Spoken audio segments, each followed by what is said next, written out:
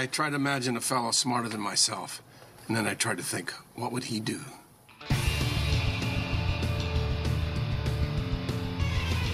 Charge up your axons, ready your receptors, and shift your lobes into upper beta phase. You are listening to Smart Drug Smarts, the podcast dedicated to helping you optimize your brain with the latest breakthroughs in neuroscience, nootropics, and psychopharmacology. Hello and welcome to Smart Drug Smarts. I am your host, Jesse Lawler, excited to bring you yet another installment of the podcast entirely devoted to helping you better your own brain through any and all means necessary, including little tablet-sized pharmaceutical capsules. And in fact, we've got an episode entirely devoted to that today. It is going to be one of our experimental episodes. We've only had two of these. This will be the second. We've only had one, I guess, at this point. We're going to have an as-yet unnamed mystery guest appearing on the show and doing a nootropic as a anecdotal test subject. So anyway, yeah, we'll see what happens there in a little bit. Get back to that. If you wait around until the end of the episode, I'm going to give you the facts, apparently, behind this mythical thing in computer programming circles called the Balmer Peak, which is the belief that if you stay like at this optimal level of drunkenness, that your programming skills jack radically higher. But you can't be too drunk. You can't be not drunk enough. There's this strange peak in blood alcohol content that mythically many programmers believe exists, and they struggle to find it. But yeah, before we do that, let's do This Week in Neuroscience. Smart Drug Smarts, This Week in Neuroscience.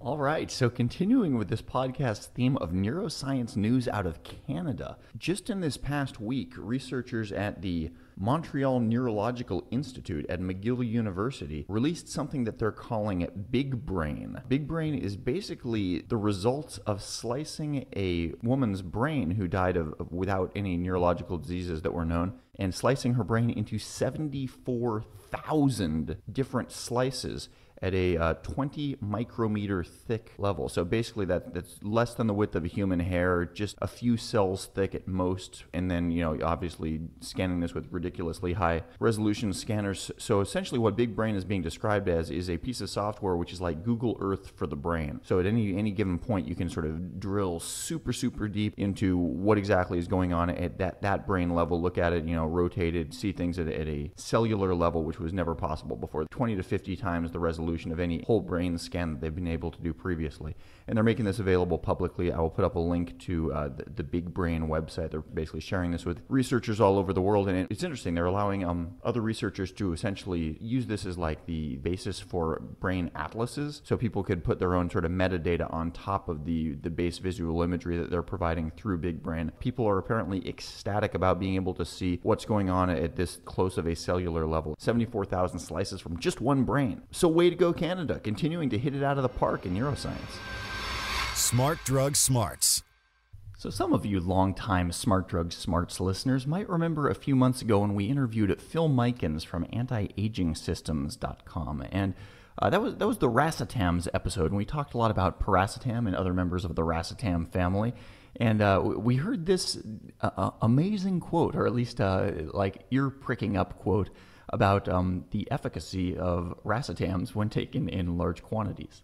I do remember a particular man telling me that he downed an entire bottle of Piracetam, and not under doctor's orders, I hasten to add, which would have been something in the region of 20 grams, I suppose, prior to an exam. And he said his senses were so sharp that he said if anyone had dropped a pin in the hall, it would have probably deafened him.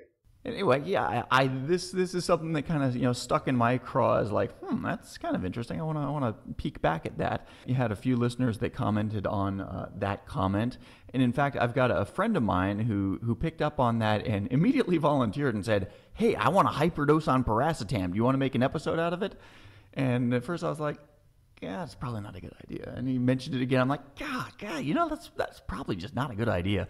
And by the third time he mentioned it, I was like, that sounds like a pretty good idea.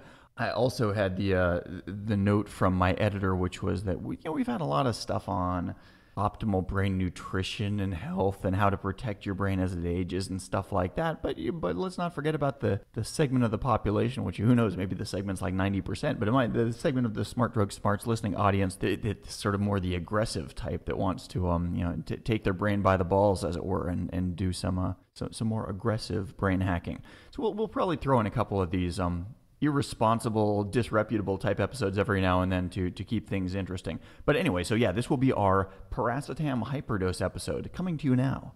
Okay, we are recording now live. Today we're going to bring you a very, very special episode of Smart Drug Smarts. It's kind of like the after-school special. By the end, you've learned a valuable lesson, which will become apparent over the course of the episode. We're not exactly sure what that valuable lesson is going to be for today, but this is our second episode where we have an experimental test subject performing something which you may or may not wish to attempt at home after you've heard the results of this. So I'm here with my buddy, whose name is going to be beeped out. Kindly volunteered, possibly foolishly, to take a rather large amount of Piracetam and see if any of these results could be duplicated. So we talked about this for a while, and luckily we're in a country right now where medical waiver forms and things like that are probably not really necessary or even legally binding. But we do have in front of us a large amount of Piracetam. We've got, let's see, these are 800 milligram tablets from the Chungjae Pharmaceutical Company Limited, made in, apparently, it looks like Korea. Would you say that's Korea? Oh yeah, it says Korea at the bottom. Korea on it. Well, okay, so that's a giveaway. Anyway, so we've got a large amount of Piracetam, and I believe, how much Piracetam do you want to take? I don't know. I mean, as you know, I was taking, I think, maybe 4 of these pills a day for a while, back when you were at the same time a few months ago. And to be honest, I never felt anything from them. So I think you're saying he was taking 3.2 grams per day. And I think the most I've ever taken was 2.4 grams in a day, which what we've been told is that 9.6 grams per day has been experimentally found to be safe. 9.6 grams would literally be 12 of these pills. So anything up to and including that number is still somewhat vaguely reasonable. Anyway, we're going to leave it up to you. Okay, should we start with 9.6? I think that would be the responsible thing to do. The responsible thing to do would be to not take any, but I know we've come this far. And we've got so much Piracetam at this point, it would be a shame to... Actually, we've got a whole big box here. I think there must be at least, we've got about 50 pills. We could open our own dispensary or start like milligrams a pill. A gumball machine. All right. The time is now, what time is it? It is precisely 1 p.m. at the time that this is getting underway. All right, this is the sound of me popping lots of pills out of a blister pack. Wash it down with this. Okay, here we go. He's doing it. I'm a witness to all of you. There we go. Past the point of no return. Yeah, it was literally like, I'd say that was a full mouthful of pills, yeah? Yeah, pretty much. We'll check in about 20 or 30 minutes and see if see what's happening. And also, for the record, like, this is a work day here around our little office space, and George is a computer programmer, so he's got some heavy mental lifting that he does every day, and so this is we'll be getting a work in progress of just how smart he's going to be over the next couple of hours. All right, we are about 1 hour into this Piracetam overdose experiment, and want to check in with. He's been clicking away at the computer keys over here. I see a screen full of code in front of him. He seems deeply entrenched in his work. That's not unusual for anyway. So how you feeling? Any subjective effects? I don't know. I don't think so. Sorry to disappoint. We call him as we see him here on Smart Drug Smart. So if I don't want you to trump this up into something that it's not. I was actually just reading a little about Piracetam on our friend the internet. Again, sort of the conclusions that seem to be out there. There's definitely benefits to older adults that are suffering cognitive declines, but it's fairly understudied in young populations. There have been some studies that have shown benefits to healthy young people like college-age students and stuff like that, but there's far less of those studies, and seems like there's an equally large number of them that are just kind of saying it's not really going to do much for you if you're not already mentally slipping. So what you're saying is that we are, in effect, scientific pioneers. This is groundbreaking research we're doing here. We are on the cutting edge here at Smart Drug Smart. We certainly are. I think the cutting edge is very sharp because I really don't feel much at all.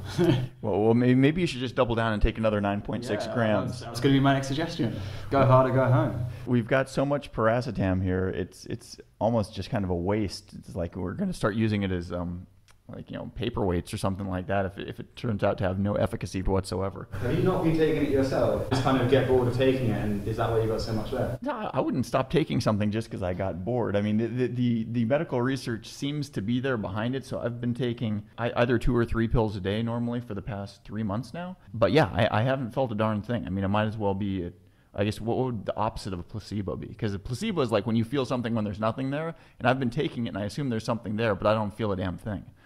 Where's the box gone? Oh, I put the box away. I was saying, where's the box of Piracetam? Was there something in particular you wanted to look up on the box? No, I was going to take some more. Oh, he really was getting. Wow. Okay, never mind. If he's that sort of an experimental subject, I'll get him some more. Hold that thought. Yeah, I wish we could tell you the experimental test subject's name, but he's obviously like the Evil Knievel of nootropics today. So that was 8 grams more Piracetam, 10 additional pills he just gobbled. Okay. He's like the Cookie Monster. if you need a mental image to go by, imagine the Cookie Monster with like all those crumbly cookies kind of falling out into his blue beard. All right, 2 p.m. So we're 1 hour and now what is that? 1 hour and 17.6 grams into this experiment. So results continue to percolate in. We're back. What is this now? It was 1 o'clock when we originally dosed you. He's got a mouthful of food here. He's eating something other than Piracetam for the first time in hours. Yeah, I still really do not feel very much at all. I mean, being busy at work, I've got a fair bit done. I wouldn't say like it's been any different from a normal working day, to be honest. I think I did like the one thing I maybe noticed was like after our last recording, which was about 2 or 3 hours ago now, I did feel a little bit like maybe half an hour after I took that second handful of pills, I felt like just maybe a little bit like flushed and hot in the face, the tiniest bit. But that's gone now, and I mean, I don't know if that was down to the Piracetam or just down to the fact that we were in a hot country. Right. Yeah. So yeah, this has all been a bit of an anticlimax. At least you know that as a Smart Drug Smarts listener that we're not trumping stuff up. If we say something is happening, it's because it's happened. It's like we're not looking to say that there's effects where there aren't. But yeah, this has been entirely underwhelming. As an observer, I mean, I haven't done any extra Piracetam myself. I've been waiting for your to do something interesting, and he's just kind of sat around pecking at the computer. Kind of sucks. Yeah, well, we were talking about before we turned this microphone on, we were discussing the possibility that maybe this is actually some dodgy Piracetam, and maybe I've just been eating vitamin C pills, and the guys at the pharmaceutical company in Korea are laughing all the way to the bank. I mean, like you've been taking this for months, and you said you felt pretty much nothing. So yeah, I mean, I don't think it's any more dangerous than vitamin C, whatever it may or may not be. But no, we have no reason other than the total lack of effects to suspect the Piracetam is anything other than legit Piracetam. I was just Googling about it. I was reading various anonymous people on drug forums saying things like, oh, I took my first dose of Piracetam at 1 p.m. and within 10 minutes I was feeling alert and concentrated and blah, blah, blah, blah, blah. And I'm not feeling anything like that.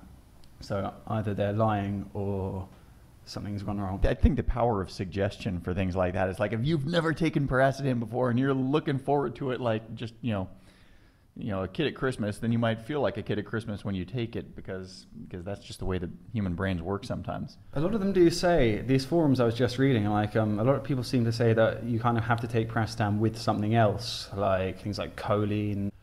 Well, actually, no, choline I'll wax on for a second here. So supposedly Piracetam depletes your brain of choline, which is sort of a naturally occurring thing in food. I mean, a lot of foods like eggs, for example, which you eat a plate full of scrambled eggs, which we'll give later to make sure that he doesn't like collapse on his way back to his place this morning. So. Yeah, he had an omelet for breakfast, so there we go. Supposedly, people sometimes take Piracetam or the other Racetam family of drugs and get headaches from choline depletion if they take too much of it. So oftentimes they'll recommend taking a choline supplement along with your Racetams just to counteract that one known side effect. But yeah, as side effects go, it's not much of one. I did actually, back in uni, I don't know if I should be admitting this, I did take oxiracetam for a short period of time, which I found online, and I didn't feel anything from that either. So maybe, I don't know, maybe I've just got some genetic immunity to it, or maybe I'm just an idiot and I've been buying snake oil, who knows.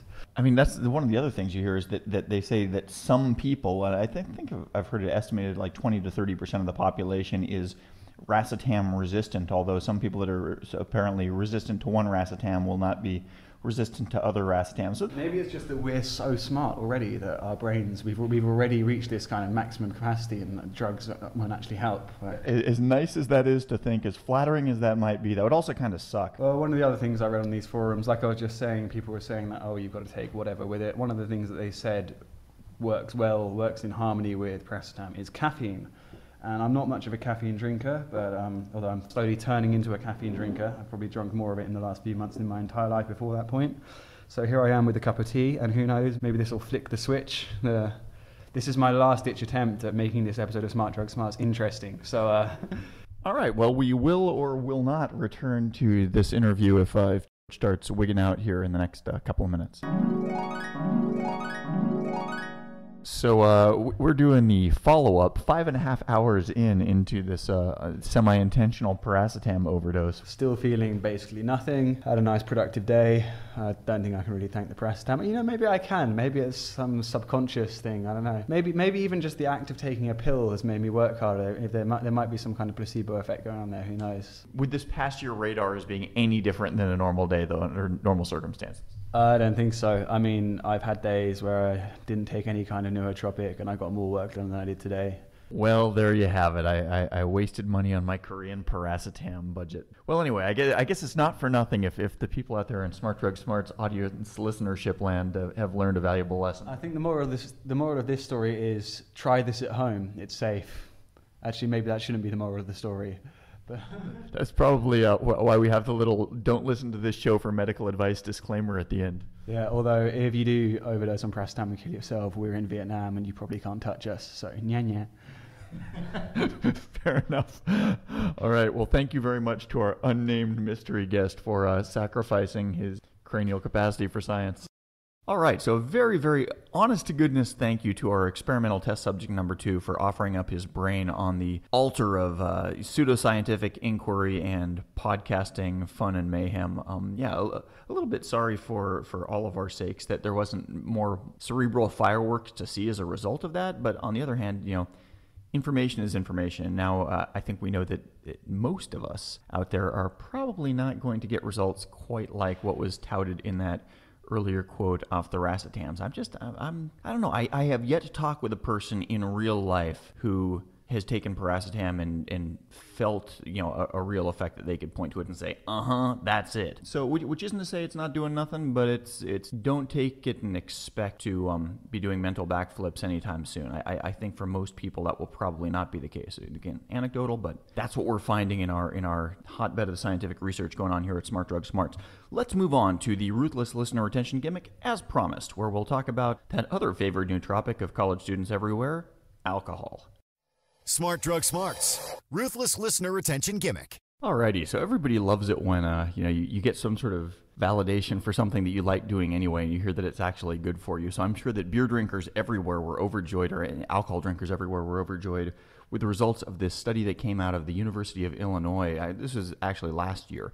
Anyway, they only did the study on men versus women, so the results are as yet unknown for the female half of the population. But anyway, so they gave 20 men or a total of 40 men, 20 in the drinking and non-drinking group, either alcohol or other liquids that were not alcoholic, enough to raise the alcohol drinking men's group up to 0.075, which is just a little bit shy of the normal blood alcohol drunkenness you can't drive with it limit in most U.S. states, and then gave them some creative problem-solving tasks. And it turns out that, lo and behold, the creative problem-solving tasks were actually done significantly better by the slightly inebriated group than by the totally sober group. And I quote, "Astonishingly, those in the drinking group averaged 9 correct answers to the 6 answers correct by the non-drinking group.